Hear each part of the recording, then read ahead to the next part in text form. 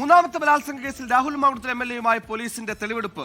യുവതിയെ പീഡിപ്പിച്ച തിരുവല്ലയിലെ ഹോട്ടലിലെത്തിച്ചായിരുന്നു ഇന്നത്തെ തെളിവെടുപ്പ് തുടങ്ങിയത്.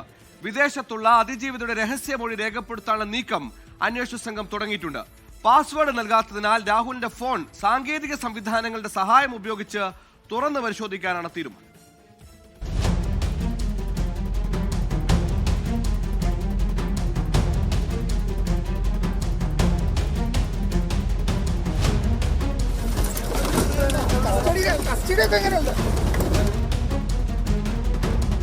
ഇന്നലെയുണ്ടായ പ്രതിഷേധങ്ങളുടെ പശ്ചാത്തലത്തിൽ പുലർച്ചെ 5:45 അന്വേഷണ സംഘം രാഹുൽ മാങ്കൂട്ടത്തിലുമായി പത്തനംതിട്ട AR ക്യാമ്പിൽ നിന്നും ഇറങ്ങി.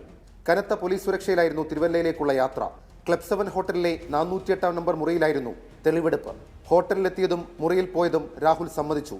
അതിജീവിതയുമായി സംസാരിക്കാനാണ് എത്തിയതെന്നാണ് രാഹുൽ തെളിവെടുപ്പിനിടെ പറഞ്ഞത്. പീഡിപ്പിച്ചെന്ന പരാതിയിൽ മറുപടി നൽകിയില്ല. രാഹുൽ BR എന്ന രജിസ്റ്ററിലെ പേര് നിർണായക തെളിവായി SIT കണ്ടെത്തിയിട്ടുണ്ട്. എന്നാൽ മാധ്യമങ്ങളുടെ ചോദ്യത്തോട് ഇന്നും രാഹുൽ പ്രതികരിച്ചില്ല.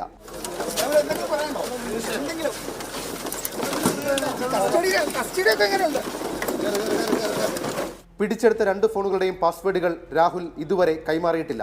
2 ഫോണുകളും തുറക്കാൻ സാങ്കേതിക സംവിധാനം ഉപയോഗിക്കും. മുഴുവൻ ഫയലുകളും പകർത്താൻ 2 TB ഹാർഡ് ഡിസ്ക് വാങ്ങി SIT ക്രമീകരിച്ചിട്ടുണ്ട്. നിർണായക ദൃശ്യങ്ങളും ചാറ്റും കണ്ടെത്താതിരിക്കാനുള്ള നീക്കമാണ് രാഹുൽ നടത്തുന്നതെന്ന് SIT സംശയിക്കുന്നു. രാഹുലിന്റെ ലാപ്ടോപ്പ് കണ്ടെത്താൻ വടകരയിലും പാലക്കാടും പരിശോധന നടത്താനാണ് തീരുമാനം. അതിജീവിതയുടെ രഹസ്യമൊഴി കാനഡയിലെ ഇന്ത്യൻ എംബസി വഴി വീഡിയോ കോൺഫറൻസിംഗിലൂടെ രേഖപ്പെടുത്തുന്നത് പരിഗണിക്കുന്നുണ്ട്. ഇതിനായി തിങ്കളാഴ്ച ഹൈക്കോടതിയിൽ അനുമതി തേടും. രാഹുലിനെ നിലവിൽ പത്തനംതിട്ട AR ക്യാമ്പിൽ ചോദ്യം ചെയ്തു വരികയാണ്. 24 പത്തനംതിട്ട. ലോകത്തെവിടെയായാലും ഏത് സമയത്തും 24 വാർത്തകളും ഓഗ്മെന്റഡ് റിയാലിറ്റി പാക്കേജുകളും എക്സ്പ്ലെയിനറുകളും വിശദമായി കാണാൻ ഞങ്ങളുടെ YouTube ചാനൽ നിങ്ങൾക്ക് സബ്സ്ക്രൈബ് ചെയ്യാം.